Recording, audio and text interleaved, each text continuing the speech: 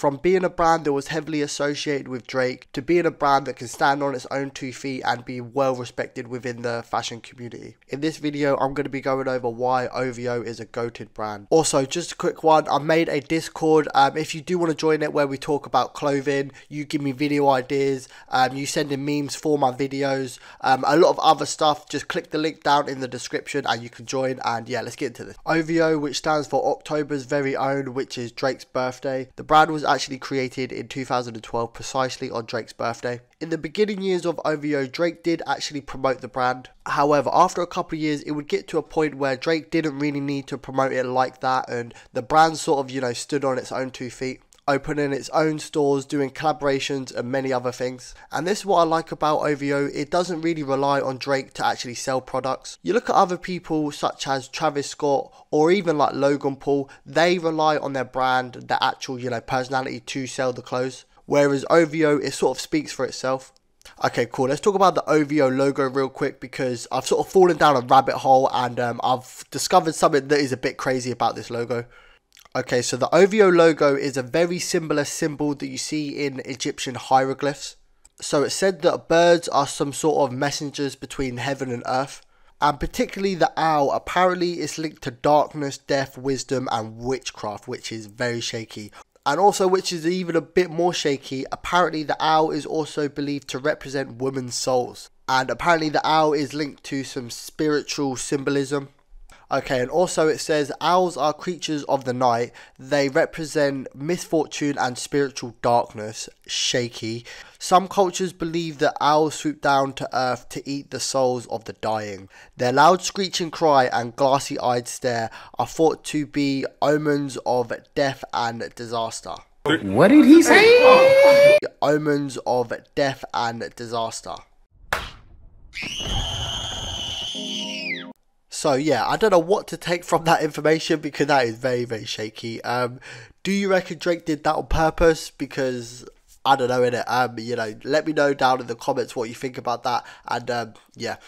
I believe the person that actually created OVO was Oliver Alchemy. I believe I said his name right. And he was responsible for turning OVO into a luxury brand instead of just an ordinary, streetwear brand. Because OVO actually got approached to put all of their clothes in supermarket stores. And obviously that got turned down to pursue the dream of obviously it being a luxury brand. And this was such a good move, especially for the image of the brand. I am a firm believer, apart from Adidas and Nike, if a brand goes into like a retail store, like obviously to sell clothes and stuff, they are just signing their death warrant. And it is said that OVO would have earned $100 million every single year if they put their clothes in retailers, and that is a large amount to turn down. But I do believe it worked out for the long run, because I reckon after a couple of years everyone would have got bored of OVO and it just would have died down. However, I do strongly believe that OVO has sort of stayed afloat alongside Drake's career, not obviously attaching itself to Drake's career, but it hasn't really died down. It's sort of, just stayed in like the middle, which isn't a bad thing.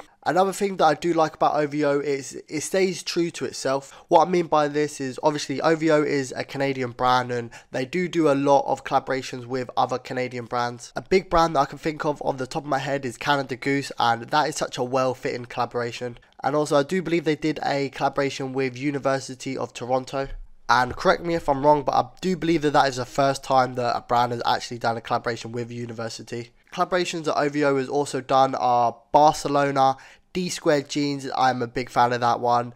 Also Timberland, that is probably one of my most favourite ones as well. And also Bape and Disney. And Bape ain't really a flex because Bape does collaborations with everyone. But honestly, for a brand to secure all of them collaborations, that is no easy feat. And also the clothing is actually very respectable as well. The clothing isn't very loud, very obnoxious, or just, all round tacky. Like, imagine if they had like a t-shirt with Drake's face on it. That would go just disgusting. That is actually such a horrible thought to have. Or like just something else cringy, like Drake's lyrics, Drake's album covers or something. It's just strictly just clean, nice, presentable clothing, which I fuck with. And in my opinion, comparing this to like other rappers' clothing brands, this clothing brand definitely wins. I'm from the UK, yeah, and I've never been to a club and someone's wearing like a Travis Scott tee or even like a Kanye tee. Obviously, people do wear Kanye shoes, whatever, but in terms of clothing, no one's rocking that. However, I have seen a ton of people rocking OVO. Real talk, a lot of people. And I'm trying to think of a brand that like I would compare OVO to, and